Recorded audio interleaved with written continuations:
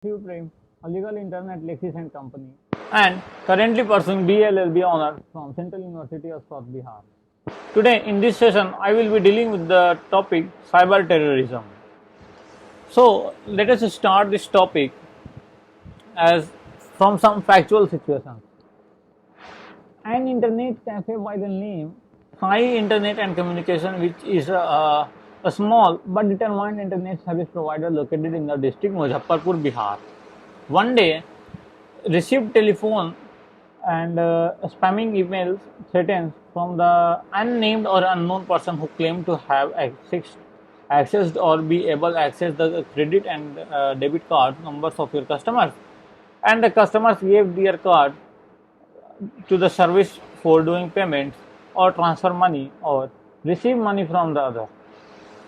The cracker, that is an unnamed person, said that he would sell the information and notify his customers if 5 lakh was not transferred to a bank account that he supplied. The owner refused to concede the cracker's demands, and he said, "We are not going to let our customers or our reputation be the victim of cyber terrorism." Further, he made a complaint to the police. Call and email were traced by the cyber expert of the concerned authority. Now let us see what do we mean by cyber terrorism. Cyber terrorism refers to premeditated, politically motivated attacks by subnational groups or clandestine agents against information, computer system, computer program, and data that results in violence against a non-combatant target. According to Jane's Intelligence Review, a novel writing of John J. Inglis described cyber terrorism as it is not only about damaging systems but also intelligence gathering.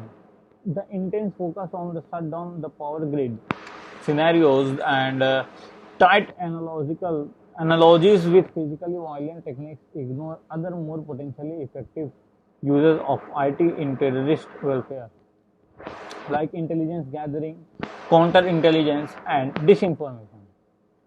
And the definition of cyber terrorism in the Information Technology Amendment Act 2008: if any individual who penetrates or accesses a computer of others knowingly or intentionally without his consent and collect information, data, or computer database has committed the offense of cyber terrorism. Now let us see the types of cyber terrorism. According to the Center for the Study of Terrorism and according to the Center for the Study of Terrorism and Irregular Warfare at the Naval Postgraduate School in Monterey, California, are types of the cyber terrorism like simple unstructured, advanced structured, and complex coordinated. Simple unstructured means the capability to conduct basic hacks against individual systems using tools created by other people. This type of organization possesses like target analysis and command and control skills as well as the limited learning capability. Now the second one was advanced structured. The capability to conduct more sophisticated attacks against the multiple systems of networks and possibly to modify or create basic hacking tools. The organization possesses elementary target analysis and command and control skills as well as relatively modest learning capability. Now the third one is complex coordinated. The capability for coordinated attacks capable for causing a mass destruction against integrated and heterogeneous defense. The terrorists have the ability to create sophisticated hacking tools.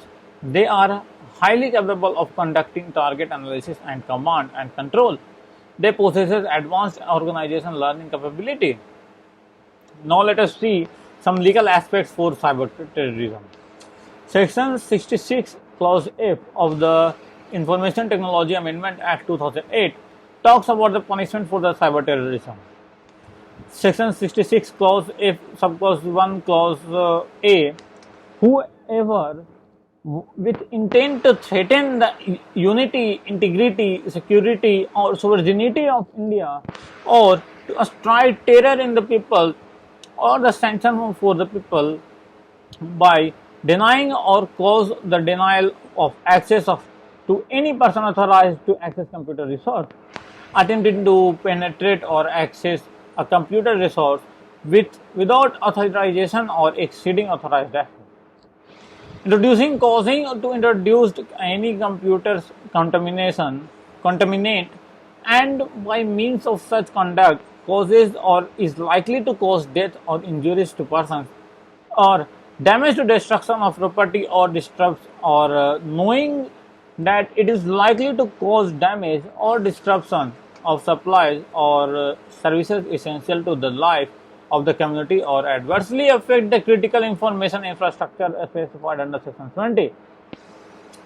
Knowingly, whoever knowingly or intentionally penetrates or accesses a computer resource without the authorization of exceeding authorized access, and by means of such conduct obtains the access of the information, data or computer database that is restricted for the reason of the security of the state or foreign relations, or any restricted information, data or computer database with reasons to believe that such information, data or computer database so obtained may be used or cause or likely to cause injury to the interest of the sovereignty and integrity of India, the security of the state, friendly relations with the foreign state, public order, decency or morality, or in relation to the contempt of court, defamation or incitement to an offence, or to advantage of any foreign nation, group of individuals, or otherwise commits the offence of cyber terrorism. Section 66 clause F subclause 2, who says that whoever commits or conspires to commit cyber terrorism shall be punishable with imprisonment, which may extend to imprisonment of life for life. This section was introduced in the IT Amendment Act 2008 to overcome the cyber terrorism. Section 66 clause F 66F was introduced after the terror attack in Mumbai on 26/11/2008.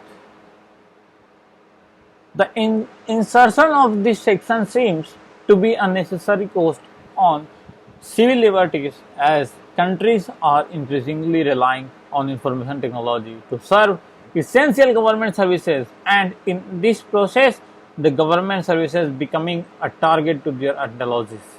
That's all for now. Let us meet in the next session with some different topics, and please do like and subscribe the channel. Thank you.